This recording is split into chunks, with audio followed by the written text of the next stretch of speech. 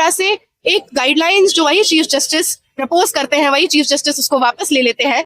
कहते हैं कि देश विश्व गुरु बनने वाला है, विकसित भारत होने वाला है। उस देश में आज हालत ऐसी है कि एक कानून आता है जो केवल ये बात करता है कि सदियों से सताए गए, सदियों से शोषितों के पक्ष में अब बराबरी यूनिवर्सिटी जैसे स्पेसेस में लागू किया जाएगा। तो वो लोग जो सदियों से, शताब्दियों से सुख भोगते आए हैं, बौखला जाते हैं।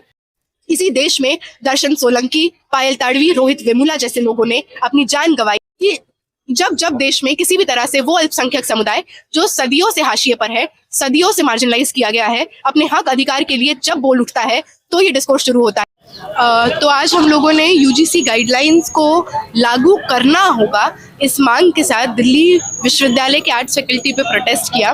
और इस प्रोटेस्ट में इस यूनिवर्सिटी के तमाम स्टूडेंट्स जो लोकतंत्र पसंद है, जो समझते हैं कि किस तरह से समता, समानता, बराबरी ज़रूरी है, वो आए। और इस प्रोटेस्ट से हमने यही मैसेज दिया कि किस तरह से एक गाइडलाइंस जो वही चीफ जस्टिस प्रपोज करते हैं, वही चीफ जस्टिस उसको वापस ले लेते हैं। तमाम तरह से देश में जो अब्सर्ड डिस्कोर्स पैदा होता है कि जनरल कैटेगरी का क्या, जनरल कैटेगरी के स्टूडेंट्स के साथ अन्याय हो जाएगा, उसको लेकर। तो पहली चीज़ तो इस पे यही है कि जब जब देश में किसी भी तरह से वो अल्पसंख्यक समुदाय जो सदियों से हाशिए पर है, सदियों से मार्जिनलाइज किया गया है, अपने हक अधिकार के लिए जब बोल उठता है तो ये डिस्कोर्स शुरू होता है। चाहे वो नारीवादी आंदोलनों में हो, मीटू जैसे मूवमेंट में हो, किसी भी तरह से एक महिला अगर आईसीसी जैसी बॉडी को भी कंप्लेन करती है तो हर तरह का सर्वाइवर ब्लेमिंग होता है, कहा जाता है झूठ मत बोलो, फंसाओ मत। तो ये सारी चीज़ें पहली बार नहीं हो रही हैं कि जो दमन करता है उसी को सबसे ज़्यादा डर होता है कि अब दमन नहीं करना है, ये कैसे होगा। कल हमने देखा कि दिल्ली विश्वविद्यालय के आर्ट्स फैकल्टी गेट नंबर 4 पर करीब 150-200 ऐसे लोगों का भी प्रोटेस्ट हुआ जो राइट टू ऑपरेशन की डिमांड कर रहे थे कि हमें ऑपरेस करने का, दमन करने का अधिकार हमसे मत छीनिए। ये बहुत शर्मजनक है जिस देश के प्रधानमंत्री विश्व पटल पर जाकर सीना ठोक कर ये बात कहते हैं कि इस देश के तो डीएनए में डेमोक्रेसी है, कहते हैं कि देश विश्व गुरु बनने वाला है, विकसित भारत होने वाला है। उस देश में आज हालत ऐसी है कि एक कानून आता है जो केवल ये बात करता है कि सदियों से सताए गए, सदियों से शोषितों के पक्ष में अब बराबरी यूनिवर्सिटी जैसे स्पेसेस में लागू किया जाएगा। तो वो लोग जो सदियों से, शताब्दियों से सुख भोगते आए हैं, बौखला जाते हैं।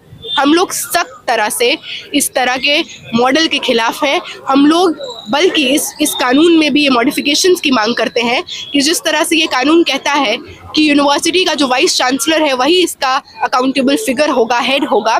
हम ये डिमांड करते हैं कि इसको निष्पक्ष किया जाए। वो वाइस चांसलर जो पिछले 8 से 10 सालों में एक तरह की आइडियोलॉजी, एक तरह की जाति के लोग हैं, वही बनाए गए। जो भाजपा आरएसएस के चाटुकार हैं वो क्या न्याय देंगे। जो रोहित एक्ट कहता है कि 50+ रिप्रेजेंटेशन SC ST OBC समुदाय से आ रहे साथियों का हो, हम इसमें वो मांग करते हैं। हम देखते हैं कि इसमें डिस्क्रिमिनेशन का जो डेफिनेशन है वो बहुत वेग है।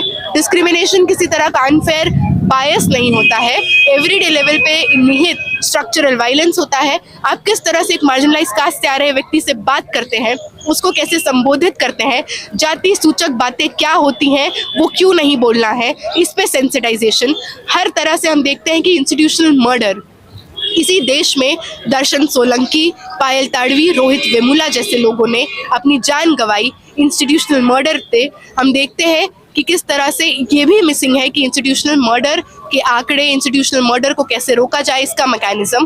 तो इन मांगों के साथ हमको लगता है कि यूजीसी गाइडलाइंस इस समय की ज़रूरत है और बहुत ज़रूरी है कि पढ़ने लिखने वाले छात्र जो हर तरह से हम अपनी क्लास में सेक्युलरिज्म, डेमोक्रेसी, सोशल जस्टिस पढ़ते हैं, ये आपका हमारा इम्तिहान भी है कि क्या वाकई में जब ये लागू होता है तो हम इसके पक्ष में खड़े होते हैं या विपक्ष में।